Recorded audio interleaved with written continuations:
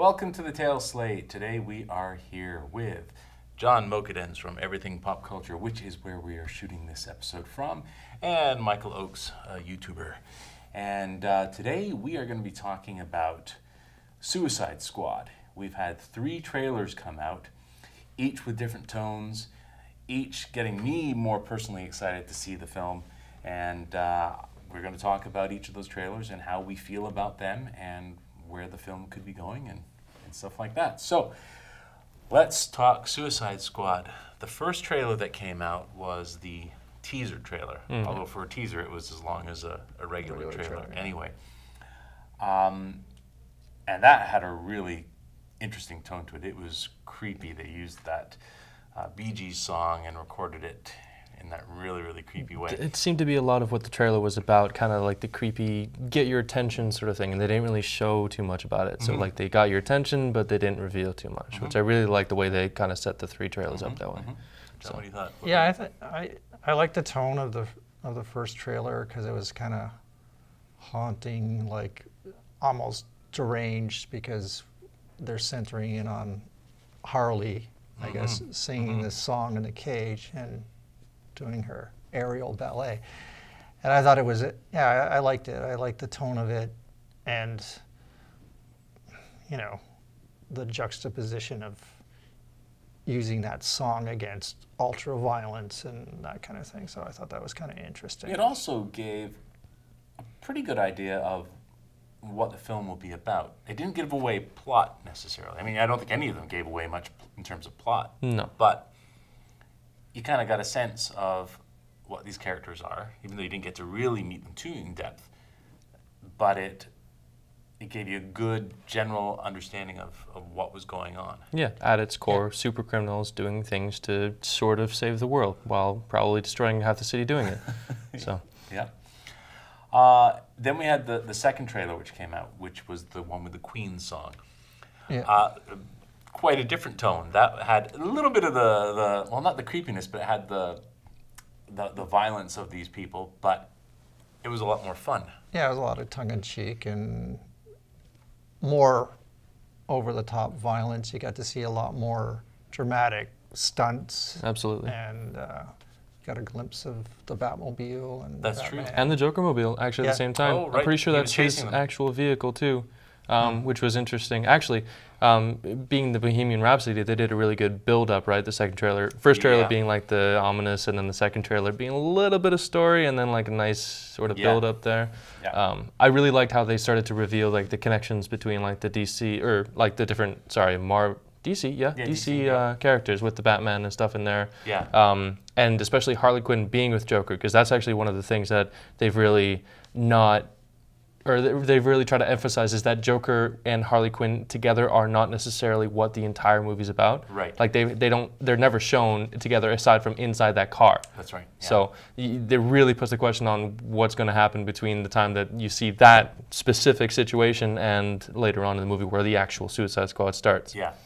I've got to say that I don't know much about these characters. I didn't know much about these characters when they first announced the film, and frankly had no interest in seeing it until that first trailer came out.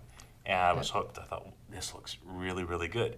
So, yeah, no, it's cool. And I hope with each of sort of I guess it looks like they're going to do sort of origin stories of each of these characters. I hope they're short, little, get to the point, and then get on Well, with the story. they're introduced a little bit in the second trailer, where he's saying so-and-so crazy or whatever, as he goes through the list of the character names. The first trailer, I was a little bit thinking, oh, you know, they highlighted Harley Quinn a lot, and then I thought, oh, don't make it a Will Smith movie. It's got to be an ensemble. They have to each carry the weight of the film and not center in on.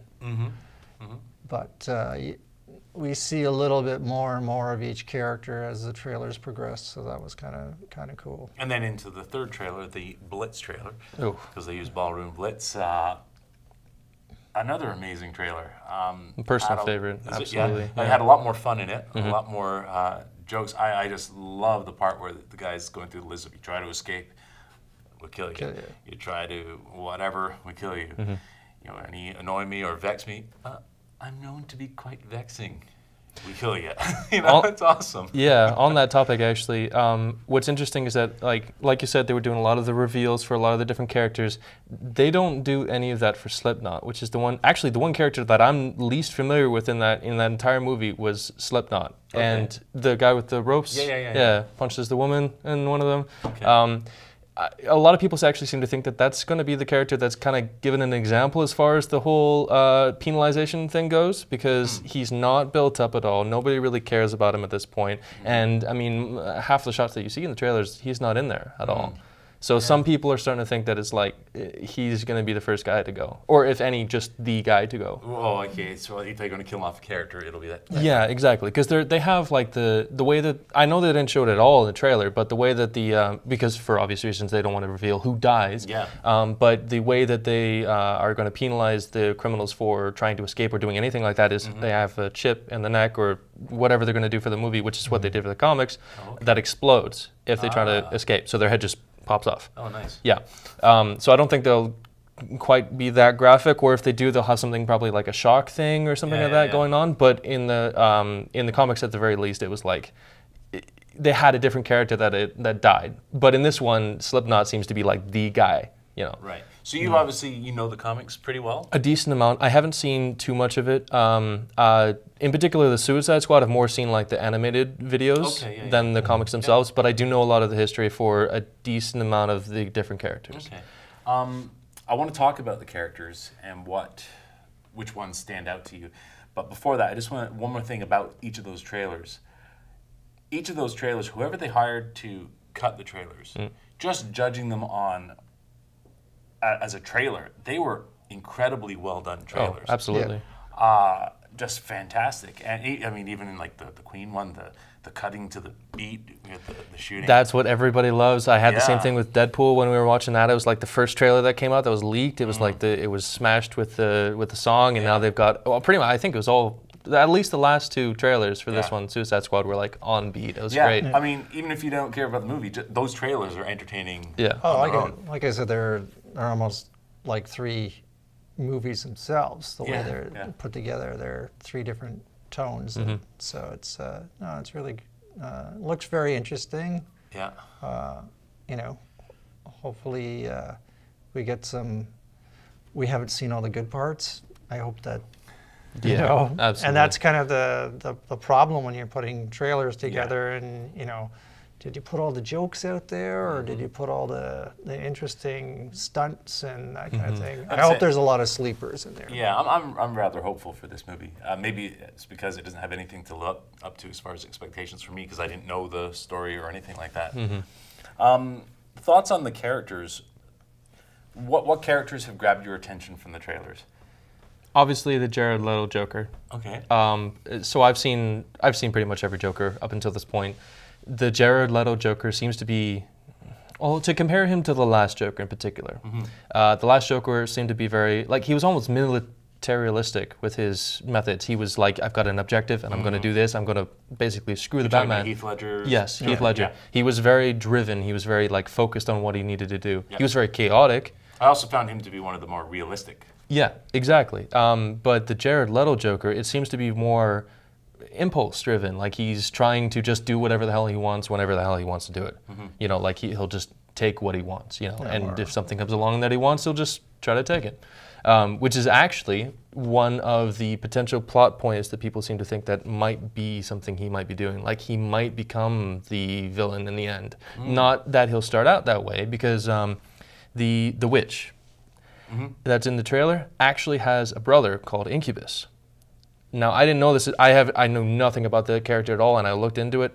Incubus needs a host the same way that the witch does, and so some people are thinking that like tendril thing in the trailer might actually be the Joker with Incubus as using him as a host. Oh, interesting. Okay. Might be. Yeah. There's no concrete thing, and like if you look at the face, it looks maybe a little pale, but you can't really tell. Yeah. So.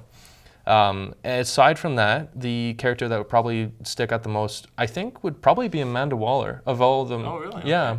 Okay. She seems to be, like, she's been played different parts in different things, comics and, you know, the animated show, but it seems like they've really found the perfect actress for her, which is, like, I'm so excited for that. And she's really one of those characters that really rides the line of necessary evil or just evil. Yeah. You know, because as they said, like in the trailer, is what would happen if Superman just came out and plucked the president out of the White House. Yeah. So it's a necessary thing for them to do, but it could very easily turn into Amanda Waller is just out for Superman. So we got to see where the intentions lie, but I think they did a good job on picking her. Before we get to you on the one character that stood out to you, but mentioning Superman, do you think this happens after Batman v Superman, when Superman's dead? No, I think it happens before. So? For a few different reasons. In the actual Superman versus Batman, as we've seen in the trailers, the Robin suit actually has "Joke's on you" written on the suit.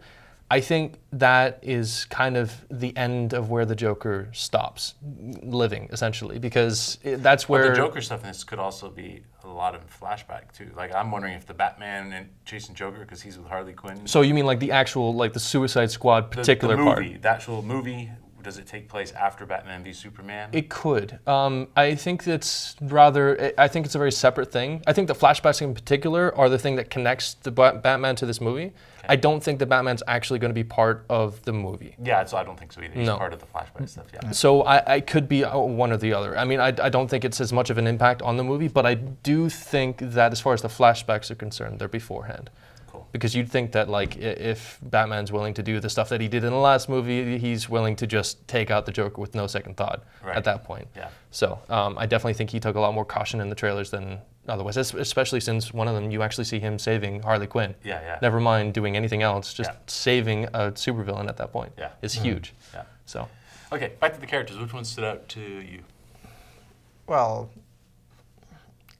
I think Harley, obviously. She's, and I mean, there's a lot of, she's got to carry this because a lot of people love that character. They, like, that's like a #1 seller. And she's a villain, but she's humorous.